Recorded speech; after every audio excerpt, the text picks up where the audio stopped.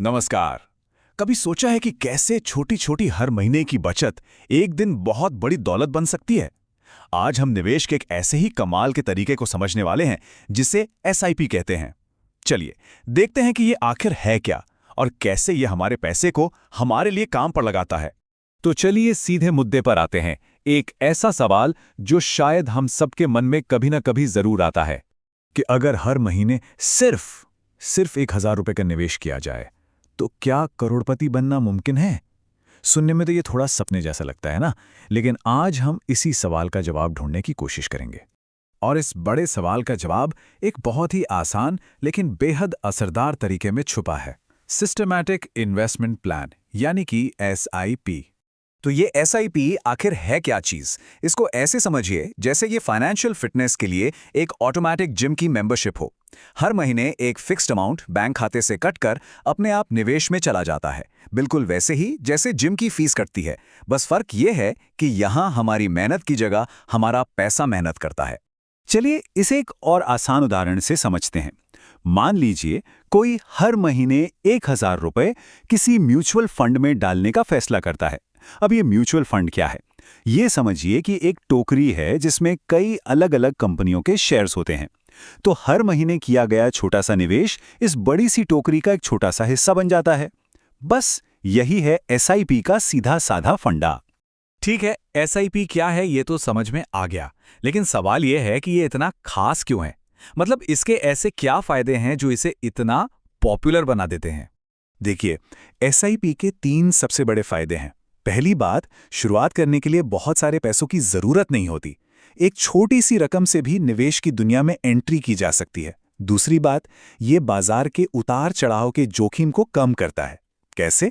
जब बाजार नीचे होता है तो उतने ही पैसे में ज्यादा यूनिट्स मिल जाते हैं, और जब बाजार ऊपर होता है तो कम। इसे कहते हैं रुपी कॉस्ट एवरेजिंग। और तीसरा, जो इसका असली जादू है, वो है कंपाउंडिंग की ताकत। मतलब लंबी अवधि में छोटी छोटी बचत मिलकर एक बहुत बड़ी रकम बन जाती है।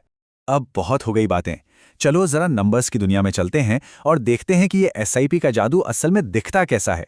देखते हैं कि एक छोटा सा निवेश समय के साथ कितना बड़ा बन सकता है। तो एक सिनारियो लेते हैं। मान लीजिए कोई हर महीने 2000 रुपए का निवेश करता है और ऐसा वो लगातार 10 साल तक करता है।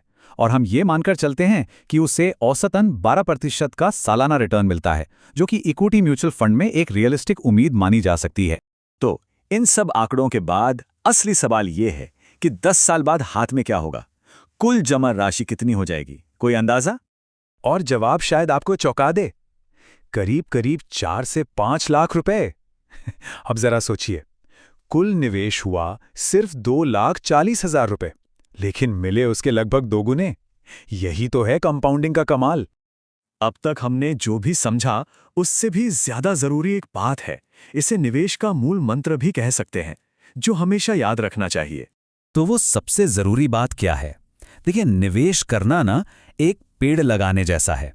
बीज जितनी जल्दी बोया जाएगा, पेड़ को बढ़ने के लिए उतना ही ज्यादा वक्त मिलेगा और वो उतना ही बड़ा और घना होगा। और यही बात हमें निवेश के सबसे बड़े सच पर ले आती है।